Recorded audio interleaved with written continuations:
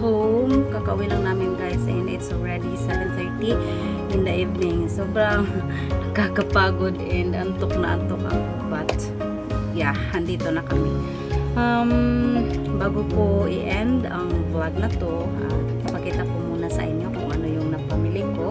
So, pumunta kami doon para samahan ulit yung in-laws ko.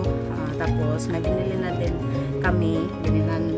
Binilan ko si Habs ng gamit niya. Bumili siya ng bag. Tapos bumili din siya ng belt niya. So yung belt at bag niya ginamit niya na. So ganun siya ka-excited guys. But meron din akong napamili. So papakita ko muna sa inyo.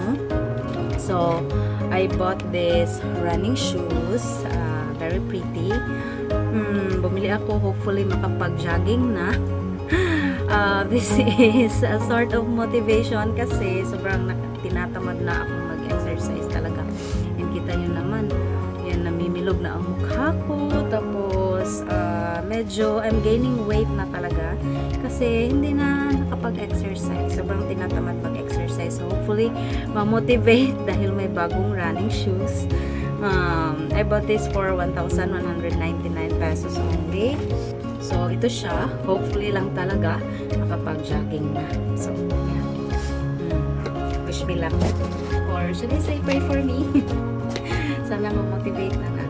Nagtawanan ako ni Habs kasi palagi akong nagyayaya na mag-jogging kami pero hindi ako makapag-jogging kasi kapag wala akong work, mga nasa 10 a.m. or 11 a.m. na ako nagising. Tapos, on weekdays naman, may work ako and my work starts very early. So, my work starts at 6 a.m. So, wala na talagang time mag-jogging. Tapos, after my work, hindi din makapag-jogging kasi pagod na. Diba? Saan ka dyan? And then, ito, bumili lang din ako isang pantalon, tapos isang long sleeve. So, bumili akong pantalon kasi yung mga maliliit na pants ko, pinamigay ko na kasi sobrang ano na siya. Sobrang masikip na sa akin. And ang pangit niya ng tingnan guys. So yeah, bumili ako isa lang para may magagamit. Kasi most of my pants are very tight na talaga. And then, by the way, I bought this for 1,199 also. This is jug. And then, next is bumili ako. Medyo crop to. Ayan. Pero hindi siya masyado. Kasya lang sa siya. Parang maganda siyang i-pair sa high-waisted na pants. Ayan. Tamang-tama lang siya. And then, this is from the brand BNY Jeans. And I'm in the size large. Large yung kinuha ko kasi ito yung kasya sa akin.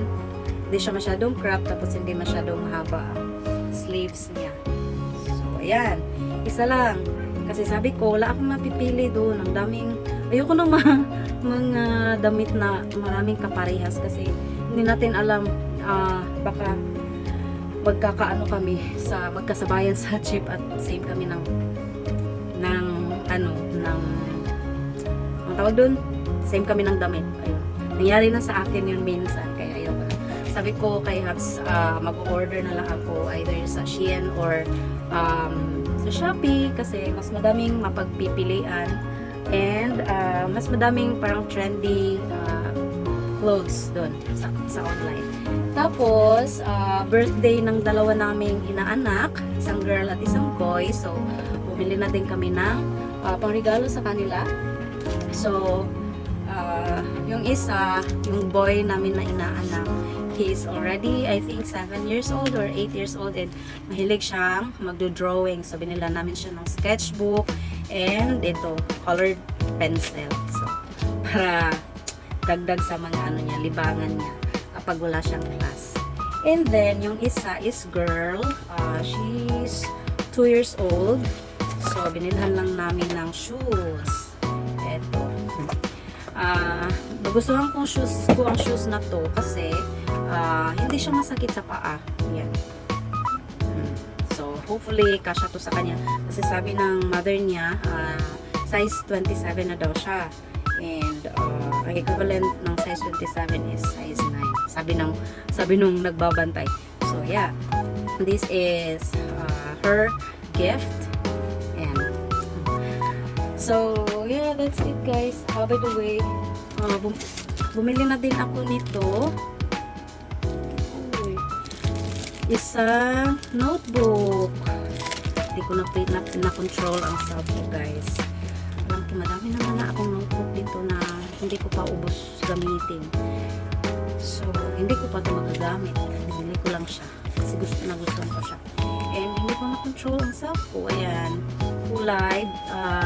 Parang cream yung kulay niya. Ayan. Hindi ko alam kung cream din ba ang register dyan sa inyo. But yeah, cream. And then, simple lang siya na notebook. Ayan. May ano pala siya. May planner.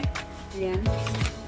Hindi ko alam na meron parang ganito. Kala ko notebook na siya na pwedeng pagsusulatan.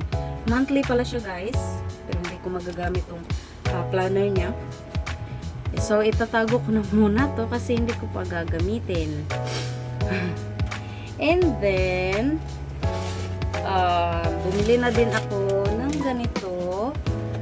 Ayan. I think this is a baka na parang tote bag. Bumili ako ng ganito kasi pag pupunta akong church tapos madami akong dala-dala, pwede na akong hindi magdala ng malaking bag, yung maliliit na bag na lang ang dadalhin ko, tapos dito ko na ilagay yung iba kong gamit, tapos pwede din kasya din dito yung laptop ko. So minsan nagdadala ako ng laptop kasi yung mga notes ko for meetings ng team namin nasa laptop.